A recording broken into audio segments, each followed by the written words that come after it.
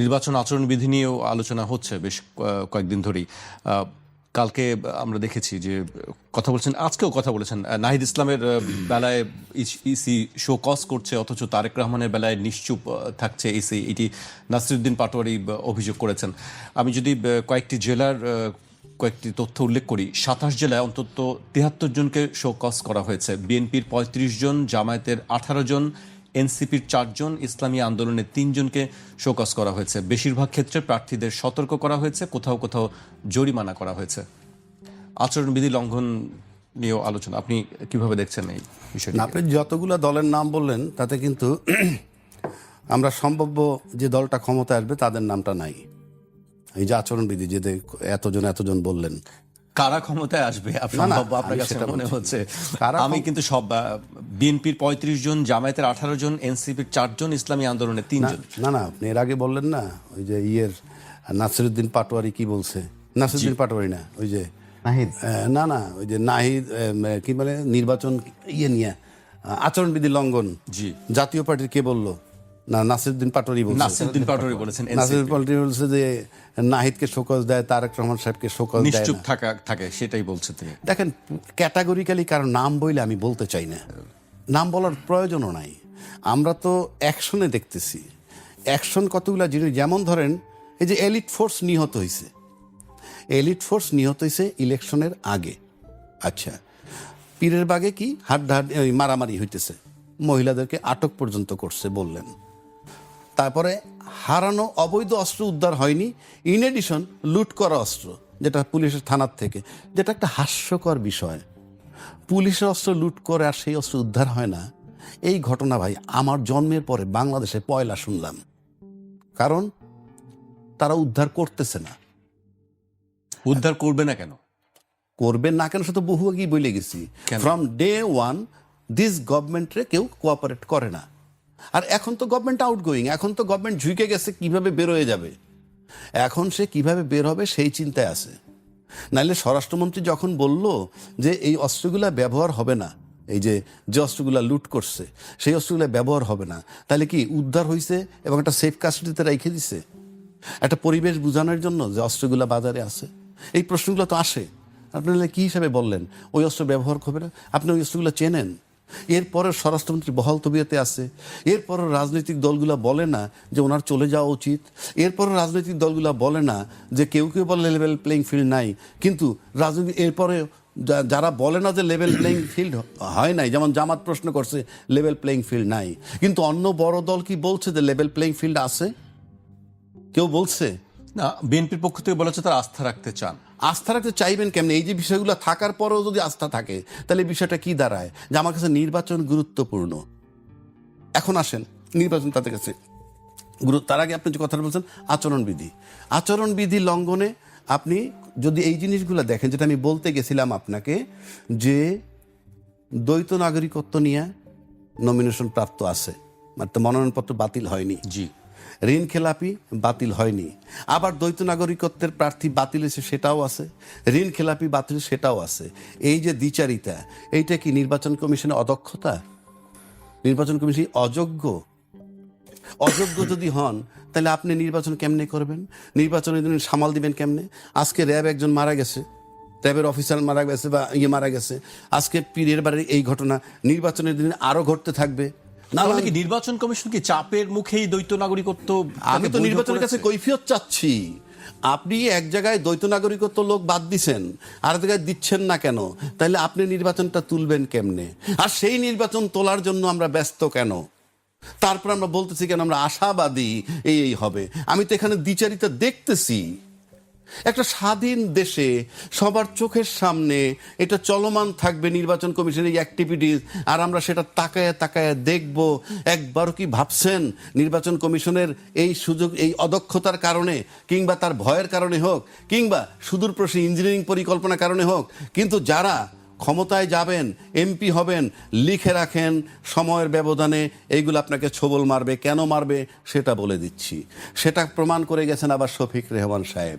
কয়েকদিন আগে উনি সাংবাদিকদের সম্মেলনে বক্তব্য রাখছেন, এবং সেখানে উনি পরিষ্কারভাবে বলছেন, কোন কোন সাংবাদিকদেরকে বলছেন দালাল হিসেবে চিহ্নিত করেছেন।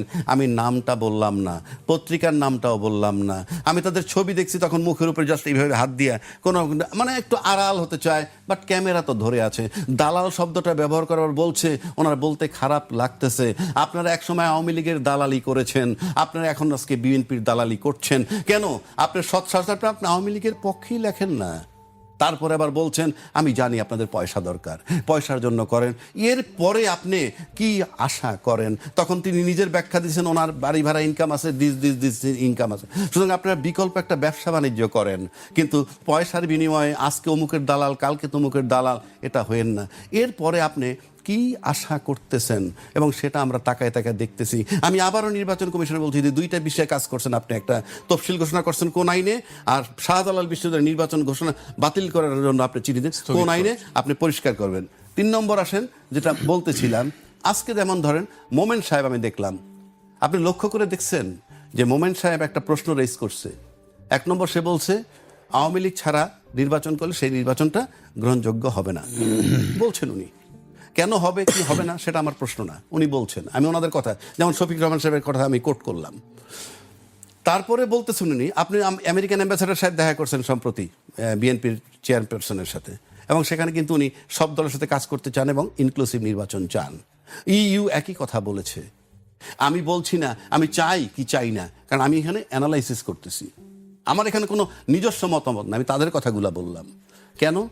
যে এই নির্বাচনটা হওয়ার পর এটা সিমটমটা আমি যেটা দেখতেছি এইটা খুব বড় আকারে। কেননা আপনি কিন্তু আওয়ামী লীগকে ব্যান্ড করেননি, রাষ্ট্র আওয়ামী লীগকে ব্যান্ড করেনি, রাষ্ট্র আওয়ামী লীগের কার্যক্রম নিষিদ্ধ করছে, স্থগিত করেছে। তা আমরা যারা গর্ব করি, অহংকার করি গণতন্ত্রের পক্ষের শক্তি, আপনারা কেন চিৎকার করে বলেননি সব দলের নির্বাচন হওয়া উচিত? আমি একবার বলছি না হওয়া উচিত কি উচিত না, যেহেতু ব্যান্ড করে নাই। নাৎসি বাহিনী ব্যান্ড হয়েছে, ওই যে কি হিটলারের নাজি বাহিনী, ইটালির আরো এক পার্টি ব্যান্ড হয়েছে। ব্যান্ড হইলে সেটা লিগ্যালি হোক আর ইলিগ্যালি হোক সেটা এক কথা, কিন্তু আপনি গণতন্ত্রের পক্ষে বয়ান দিতেছেন আপনারা সবাই মিলে, সব রাজনৈতিক দল, অথচ আপনারা ব্যান্ড পার্টিরা, কিন্তু পার্টি ইনক্লুসিভ নির্বাচন, ওই যে আজকে এই সুর তুলছে যেটা বললাম আব্দুল মোমেন সাহেব, সমস্ত হাই কমিশনার বলতেছে, এমবাসি বলতেছে, তো এইটা তো সময়ের ব্যবধানে, এটা তো লজিক্যাল প্রশ্ন। এমনকি রাজনৈতিক দলগুলোকে একবার বলেছে সরকারকে যে দল আপনি ব্যান্ড করেননি, কারণ আমি এটা বলতেছি কেন, আপনারা মুখে মুখে খালি গণতন্ত্রের কথা বলেন, সব দলের নির্বাচন হওয়া দরকার, মানে থাকা উচিত, তাহলে যে দলটা ব্যান্ড নয়, আমি কিন্তু একবার বলি না আওয়ামী লীগের নির্বাচন করা উচিত কি উচিত না, কিন্তু রাজনৈতিক দল তো সরকারকে চাপ দেওয়া উচিত, যে দল ব্যান্ড নয় সে নির্বাচনে আসতে পারবে না কেন? আজকে জাতীয় পার্টি নির্বাচন করতেছে নেপথ্য শক্তি নাকি আওয়ামী লীগ, কেউ কেউ বলেন, আমি জানি না, আমি তর্কের খাতিরে ধরে নিলাম। তো যে পার্টি ব্যান্ড নয় সেই পার্টি ইনক্লুসিভ নির্বাচন করার জন্য তো রাজনৈতিক দলের সদিচ্ছা থাকলে বা স্বচ্ছতা থাকলে সরকারকে বলা উচিত। আদৌ কি কেউ বলছেন? তাহলে এই প্রশ্নটা আসবে, কেন আসবে সেটা আমি বলে দিচ্ছি।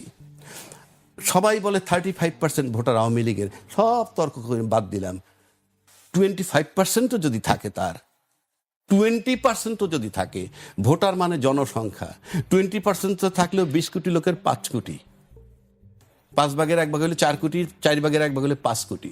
আপনি 5 কোটি লোককে বঞ্চিত রাখতেছেন ফর গডস সে। আমি কিন্তু বলতেছি না আওয়ামী লীগ আনা উচিত, আমি বলছি যারা গণতন্ত্রের দাবিদার, অহংকার কইরা বলেন আমরা সবার পার্টিসিপেশন চাই ইত্যাদি, তাদের জন্য বলছি, রাজনীতিবিদদের জন্য বলছি, আপনারা যে দল ব্যান্ড নয় সেই দল ছাড়া নির্বাচন কেন করছেন, সরকারকে কেন চাপ দিচ্ছেন না, এবং সময়ের ব্যবধান আসবে even just immediately after election. কারণ আওয়ামী লীগ ইনক্লুসিভ নির্বাচন করেনি, কোনটা 14, 18, 24, 3টা নির্বাচন ইনক্লুসিভ করেননি, কিন্তু সে টিকে রয়েছেন। কেন টিকে রয়েছেন আমরা সবাই জানি। কেউ যদি আমরা ভাবি যে একইভাবে আমরা আরও 3 টার্ম থাকবো, অ্যাবসার্ড। কারণ আপনি যারা মানে অতীতে আমরা দেখেছি যে 96 একটা নির্বাচন হয়েছিল, যেই নির্বাচনটা 21 দিন টিকছিল, পরে তত্ত্বাবধায়ক সরকার আসলো, ওই যে নির্বাচনটা হয়েছিল 21 দিন টিকলো, সেটা কিন্তু আওয়ামী লীগ ব্যতীত নির্বাচন হয়েছিল। আওয়ামী লীগ ছাড়া নির্বাচন হওয়ায় কিন্তু 21 দিন পর আবার নির্বাচন দিতে হইতেছে। আমি ঠিক জানি না সামনে কি হবে, কারণ সমস্ত ডিপ্লোম্যাটরা চাইতেছে ইনক্লুসিভ, ও আব্দুল মোমেন সাহেব বলছে আমরা কিন্তু বসে নাই, আমরা বিভিন্ন জনে লিখতেছি, বিভিন্ন দেশ বিভিন্ন সংস্কারে লিখতেছি ইনক্লুসিভ নির্বাচনের কথা। তো সুতরাং আবার জাতীয় পার্টি আসতেছে নির্বাচনে, এবং জাতীয় পার্টি যে পরিষ্কার বলতেছে না ভোটে ভোট দিতে, তার মানে সে পরিষ্কার আওয়ামী লীগের পক্ষে। আমি সেটাও দোষের বা গুণের ধরছি না, যেহেতু আমি রাজনীতি করি না, কিন্তু রাজনীতিবিদদের কথা চিন্তা করতে হবে। কালকে যদি ইনক্লুসিভ নির্বাচন ইস্যুটা চলে আসে, সামাল দেওয়া কঠিন হবে যদি আপনি এই নির্বাচন যাতে আবার একটা তত্ত্বাবধায়ক সরকার দিতে হবে, এই গ্রাউন্ডই যাতে এই নির্বাচনটা মানে মেয়াদ দুর্বল বা সংক্ষিপ্ত না হয়ে যায়।